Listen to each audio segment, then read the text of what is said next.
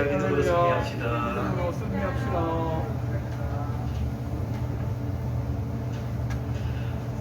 오늘 우리에게 주신 하나님의 말씀은 마가복음 3장 13절에서 19절 말씀입니다. 마가복음 3장 13절에서 19절 말씀.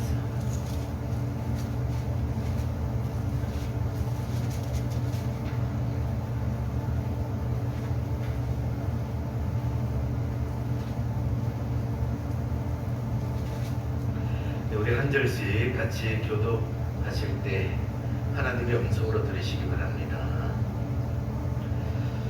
또 산에 오르사 자기가 원하는 자들을 부르시니 나온지라. 이에 12를 세우셨으니 이는 자기와 함께 있게 하시고 또 내가 전도하며 귀신을 내쫓는 권능도 가지게 하려 하심이로라. 이 열두를 세우셨으니 시어머니에게는 베드로라는 이름을 더하셨고 또 세베대의 아들 야고보와 야고보의 형제 요한이니 이 둘에게는 보아느게 곧 우레의 아들이란 이름을 더하셨으며 또 안드레와 빌립과 바돌로메와 마테와 도마와 알페오의 아들 야고보와 이 다데오와 하나인 시몬이며 같이 읽겠습니다. 또 다른 자니 이는 예수를 판 자더라. 아멘. 여러분 히브리서를 보시면 믿음을 이렇게 정리하고 있습니다. 믿음은 바라는 것들의 실상이요 보지 못하는 것들의 증거다. 믿음의 사람들은 미래를 바라볼 수 있어야 됩니다. 우리의 눈은 주님이 만드실 미래를 바라봐야 합니다. 우리 가슴은 하나님이 이루실 세상에 대한 소망으로 가득 차 있어야 됩니다. 우리의 손과 발은 그 미래를 준비해 나가야 합니다. 인내하며 연단하며 또 미래를 준비해 나가야 하는 것이죠. 그럴 때 하나님께서 계획하신 이 미래는 우리의 현실이 되어지는 것입니다. 여러분 코로나19 때문에 좀 힘드시죠? 누구나 다 똑같이 힘들고 어려운 그런 시대를 살아가고 있습니다. 그러나 분명한 차이가 있습니다. 그냥 아무 생각 없이 이 시기를 보내는 사람들과 또 미래를 예측하고 소망하며 준비하는 사람들은 분명한 차이가 있습니다. 우리도 힘들고 어렵지만 그냥 주저앉아 있지 마시고 주님 안에서 미래를 예측하고 소망으로 준비해 나가는 또 저와 여러분 되시기를 간절히 축원합니다. 오늘 말씀은 예수님께서 12제자를 세우신 그런 말씀입니다. 예수님께서 이 제자를 세우신 이유는 미래를 준비하기 위해서입니다. 앞으로 3년 후가 되면 예루살렘에 올라가셔서 십자가를 지시지 않습니까? 물론 죽은 지 3일 만에 다시 부활하십니다. 또 성천하셔서 하나님 보좌 우편에 앉으셔서 영적 세계와 육적 세계를 다스릴 것입니다. 하지만 이때가 되면 예수님께서 직접 이 세상에서 하시던 일을 더 이상 할 수 없습니다. 그래서 예수님께서는 자신의 뒤를 이어 대신 일할 사람을 선택하셨는데 그 사람들이 바로 제자들입니다. 오늘 본문 말씀을 보시면 예수님께서는 3년 후를 대비하여 미리 제자를 선택하셨습니다. 제자들을 선택하시는 조건은 딱 하나밖에 없었습니다. 13절 말씀 보시면 또 산에 오르사 자기가 원하는 자들을 부르시니 나온지라. 예수님께서는 자기가 원하는 자, 이 원하는 자를 제자로 삼으셨습니다. 여러분 당시만 해도 예수님을 찾는 사람들이 많았지 않습니까? 예수님을 따르는 사람 또한 많았습니다. 예수님께서 마음만 먹으신다면 시험을 쳐서라도 얼마든지 실력 있는 사람들을 뽑을 수 있습니다. 공부 많이 한 사람들, 또 성경 지식이 풍성한 사람들, 또 능력이 출중한 사람들, 돈 많고 실력 있는 사람들, 이런 사람들을 뽑을 수 있습니다. 그런데 예수님께서는 자기가 원하는 사람들을 세웠는데 그들은 대부분이 보통 사람이거나 보통 이하의 사람들이었습니다. 베드로, 안드레, 야고보, 요한은 바다에서 고기를 잡는 어부였습니다. 성격도 급하고 또 다혈질적인 그런 사람들이에요. 마태는 세금을 과도하게 걷어서 착복한다는 그런 일들 때문에 손가락질 당하던 세리였습니다.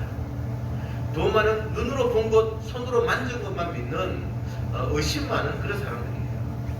야고보는 로마에 협조하던 사람들을 암살하던 열심당원 출신입니다. 그런데 예수님께서는 자기가 원하셔서 이들을 제자로 삼으셨습니다. 그리고 그들을 변화시켰습니다. 딱 3년 만에 예수님의 뒤를 이어 세상을 변화시킬 위대한 사람으로 바꿔놓았습니다. 주님의 몸된 교회를 세우고 이끌어갈 위대한 일꾼들로 바꿔놓았습니다.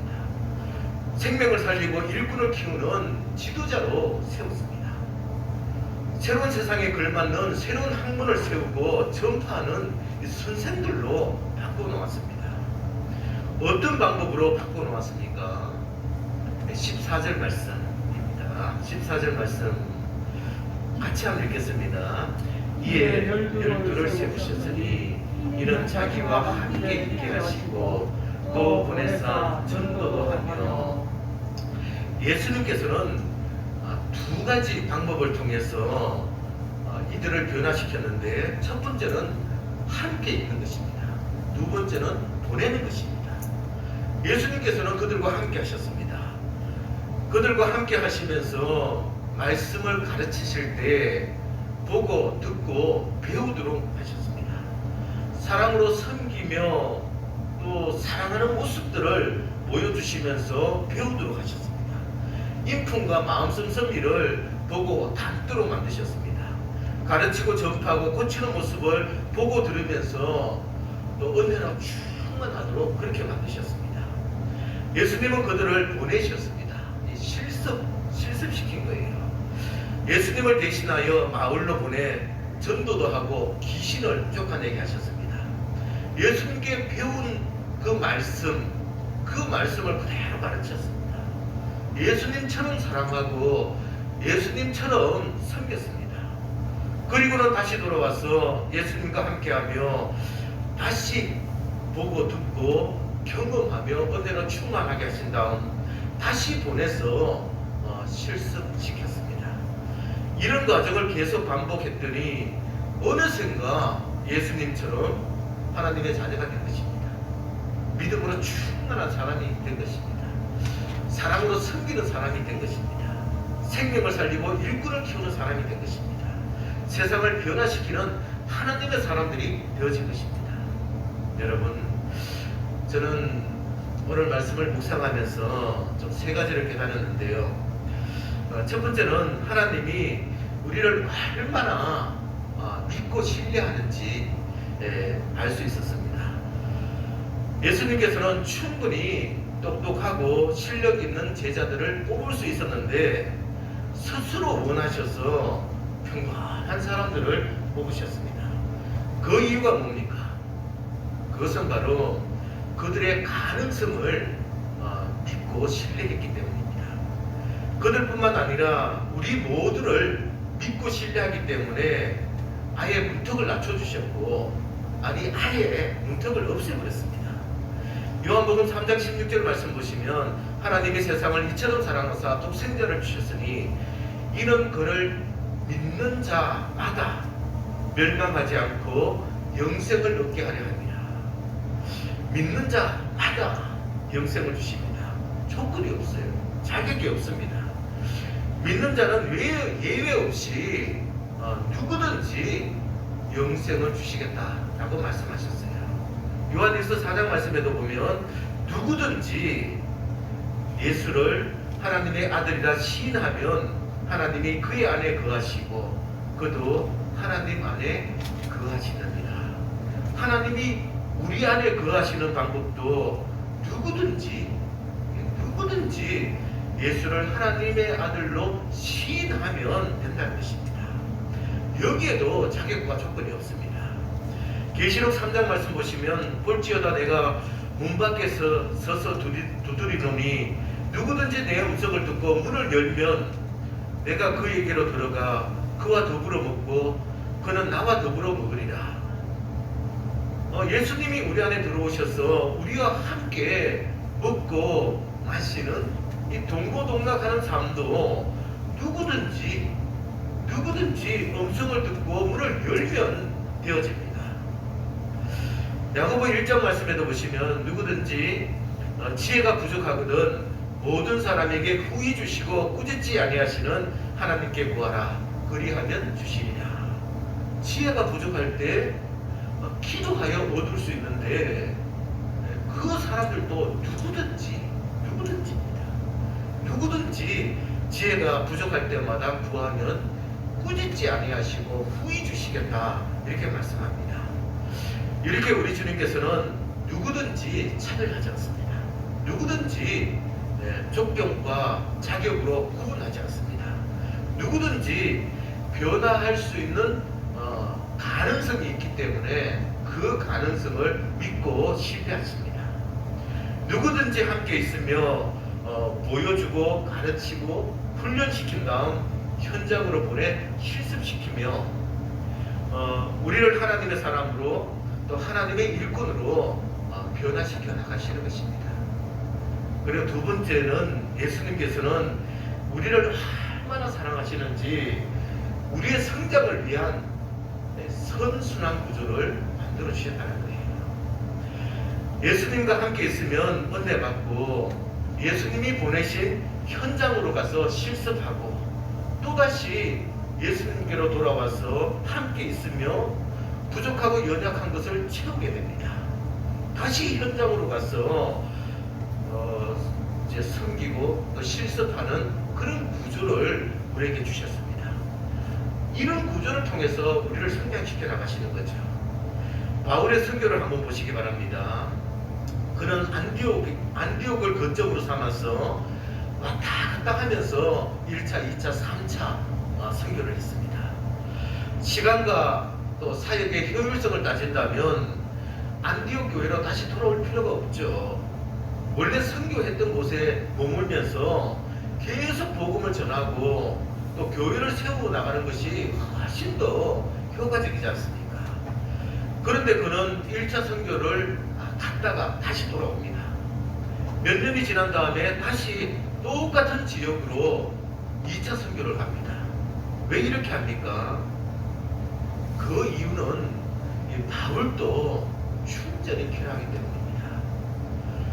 사역 현장에서 사랑으로 섬기며 복음을 전했습니다. 모든 열정과 에너지를 다 쏟아부었습니다. 그러기에 다시 돌아와서 충전받아야 하는 것이죠. 다시 돌아와서 은혜로 충만해져야 합니다. 다시 돌아와서 열정과 에너지를 회복해야 합니다. 이것은 마치 자동차가 쌩쌩 달리지만 마냥 달릴 수는 없잖아요. 자동차가 달리기 위해서는 기름을 넣어야죠. 주유소에서 기름을 채운 다음 다시 쌩쌩 달릴 수 있는 것입니다. 기름이 떨어지면 다시 주유소로 가서 채워야 합니다. 여러분, 예수님께서는 제자들을 사랑하셔서 이런 구조를 통해 지극히 평범한 사람을 선택하여 걸출한 하나님의 사람으로 하나님의 일꾼으로 세워나가셨습니다. 지금도 동일하게 우리를 사랑하셔서 교회에서 예배를 통해 기도를 통해 은혜 나눔을 통해 우리와 함께 하십니다. 그리고 은혜를 주세요. 그리고 난 다음 가정과 일터로 보내 사랑으로 섬기도록 만드십니다. 지금도 제자를 키웠던 구조로 우리를 키우고 계십니다. 교회를 통해 하나님과 함께 하심을 경험하고 은혜로 충만해진 다음 현장으로 보내 은혜를 나누며 사명을 감당하게 하십니다. 다시 교회로 들어와서 주님과 함께 하심을 경험하며 은혜로 충만해지고 또다시 가정과 일터로 보내시는 것입니다. 지금도 우리 주님께서는 우리를 사랑하셔서 이런 선순환 구조를 반복하시면서 우리의 믿음과 인품과 사랑과 섬김을 키워나가시고 계신다는 사실을 확신하며 교회를 통해서 은혜 받으시고 또 가정과 일터를 통해 섬김의 삶을 살아가는 저와 여러분 되시기를 간절히 축원합니다.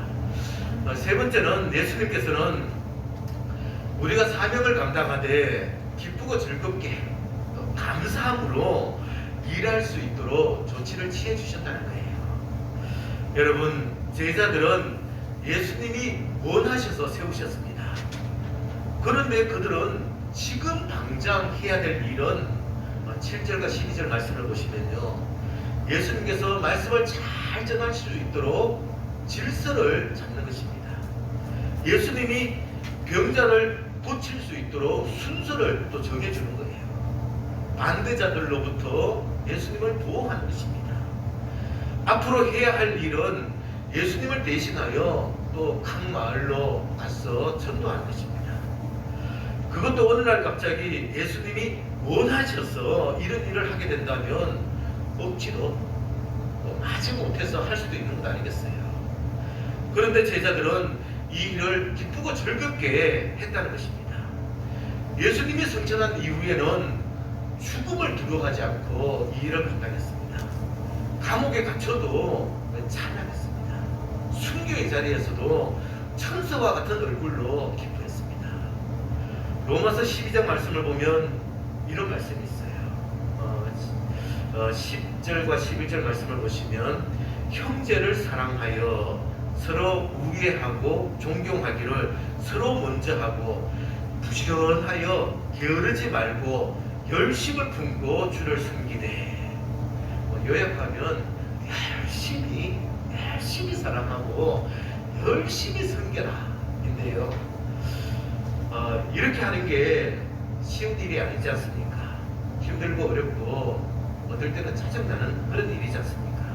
그런데 하나님이 요구하시는 것은 전혀 다릅니다. 12절과 13절 말씀 이어서 보시면 소망 중에 즐거워하며 환난 중에 참으며 기도에 항상 힘쓰며 성도에 쓸 것을 공급하며 손 대접하기를 힘쓰라. 열심히 사랑하고 열심히 섬기는데 자기가 노력하는 거예요. 자기 돈을 들여서 대접하고 섬기는 것입니다. 그런데 어떻게 합니까?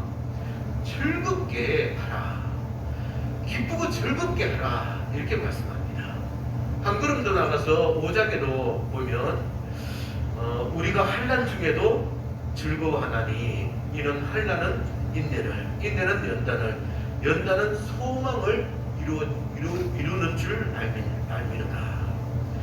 환난도 즐겁게 받아야 합니다. 인내하면서도 또 연단을 당하면서도 소망을 바라보면서도 기쁘고 즐겁게 이 일을 감당해야 된다는 거예요. 바울뿐만 아니라 예수님도 마찬가지예요. 제가 마태복음 5장을 보니까요, 너희를 욕하고 박해하고 거짓으로 너희를 거슬려 모든 악한 말을 할 때에는 너희에게 복이 있나니 기뻐하고 즐거워하라. 하늘에서 너희 상이 큽니다. 욕먹고 또 이 핍박을 당하고 또 악한 말로 험담하고 있습니다. 그런데도 우리에게 복이 있다 이렇게 생각하고 오히려 기뻐하고 즐거워했습니다. 여러분, 우리가 가장 두려워해야 할 것은 이 구원의 즐거움이 사라지는 거지 않습니까? 주님과 함께 있을 때 기쁘고 즐거워해야 합니다. 주님이 보내신 가정과 일터에서 맡은 일을 감당할 때도 기쁘고 즐겁게 해야 합니다. 여호와를 인하여 기뻐하는 것이 우리의 힘입니다. 예수님께서는 이 일을 위하여 우리와 함께 있을 때 은혜로 충만하게 하십니다. 우리를 가정과 일터로 보내 기쁘고 즐겁게 섬길 수 있도록 은혜로 충만하게 채워주십니다. 여러분, 예수님께서 우리를 원하셔서 불러주셨어요. 우리의 가능성을 믿고 신뢰하여 하나님의 사람으로 하나님의 일꾼으로 키워가기로 작정하셨습니다. 예수님이 제자를 키웠듯이 지금 우리에게도 함께 있음과 또 보내심이라는 이 선순환 구조를 만들어 주셨어요. 교회에 함께 모여 은혜받고 가정과 일터로 보내 사랑으로 섬기도록 만드셨습니다. 이 일은 힘들고 어렵습니다. 은혜가 부족하면 억지로 또 마지못해 불평하며 원망하며 감당할 수밖에 없습니다. 어떨 때는 실망하고 좌절하여 깊은 한숨을 내쉴 수밖에 없습니다. 하지만 은혜로 충만하면 욕을 먹어도 박해를 당해도 기뻐하고 즐겁게 감당할 수 있습니다. 반대로 보내지는 이 현장이 없으면, 사람으로 섬기는 곳이 없으면 교만해져요. 머리만 굵어져서 남을 비판하고 또 평가하게 됩니다. 여러분, 예수님께서 우리에게 이 선순환 구조인 주님 안에서 은혜받고 우리를 보내서 가정과 일터를 통해서 사랑으로 섬김으로 우리도 제자들처럼 하나님의 사람으로 하나님의 일꾼으로 우리도 예수님을 대신하여 세상을 변화시키며 하나님의 나라를 만들어 가도록 세웠다는 사실을 우리가 명심하시고 교회에서 주님과 함께 있으며 은혜를 충만히 공급받고 또 가정으로 돌아가서 또 일터로 돌아가서 사랑으로 섬겨서 그 은혜를 흘러보내는 저와 여러분 되시기를 간절히 축원합니다. 기도드리겠습니다. 하나님 아버지 감사합니다. 우리에게 주님의 은혜를 경험할 수 있는 또 주님의 임재를 경험할 수 있는 교회를 주셔서 감사드립니다. 교회를 통한 예배와 또 기도와 사랑으로 섬김을 통하여 은혜를 충만하게 공급받을 수 있게 도와주시고 우리를 보내신 가정과 일터를 통해 그 은혜를 흘러보내며 사랑으로 섬겨나갈 수 있도록 도와주시옵소서. 이런 일들을 반복하며 우리의 믿음이 자라날 것입니다. 우리는 더 하나님의 신실한 사람으로 하나님의 더 신실한 일꾼으로 자라날 것입니다. 기대하며 소망하며 이런 일을 감당하게 도와주시옵소서. 예수님 이름으로 기도합니다. 아멘. 네, 다같이 일어나셔서 620자 우리 1절만